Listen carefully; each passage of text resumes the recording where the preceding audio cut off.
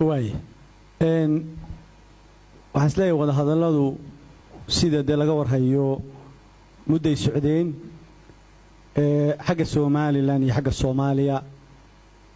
qodobkii koobaad ee lagu heshiiyeyna wuxuu ahaa in laba daraf oo Soomaaliya iyo Somaliland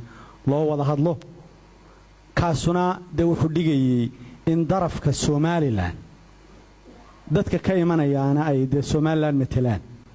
dadka darafka Soomaaliya ka imanayana ay Soomaaliya metelaan laakiin dadka reer Somaliland haba la shaqeeyaan Soomaaliya waxa ka soo horjeedaan Somaliland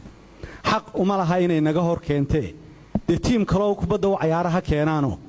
nala kubadda nala ciyaara sababuu ka nooga soo jeeda tayada mar gaaraan ka wada hadlayna ma afduubaya hadduu xitaa isagu iga duwan yahay ma afduubaya laakiin anagu waa Somaliland we regard ourselves as independent state da madax banaan baanu aan u shaqeynayna markaanu sidaan nahay Somaliland state madax banaan oo isagu doortay masiirkiisii ka taliyay aanu nahay inta nagaga soo horjeeda inaad naga hor keento sax maaha haddaad doonayso wada hadal caafimaad qaba aynu wada hadallo oo team kale oo fara badan baa jiray oo yaani ka soo qayb gali jiray wada hadalkee aan ka qayb galo laakiinse waxaan isleeyahay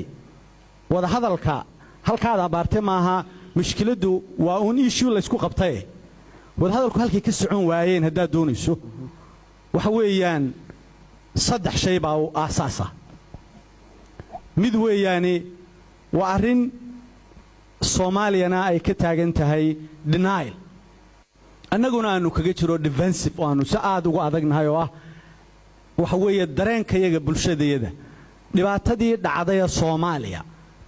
Soomaaliyana kamay garaabin la hadda dawladii kala dambeeyay annaguna waxaanu ka taaganay meel adag marka waa arin taabanaysa dareenka iyo caadifada bulshada lagamana jawaabin waa ta saddexaad waa ta labaad baan leeyahay annaga dadkayagu boqolkiiba 97 bay ugu codeeyeen inay madax banaanaadaan marka constitution ka dhigaya inuu madax banaanaado marka waa qadiyad sharci ah oo hor taagan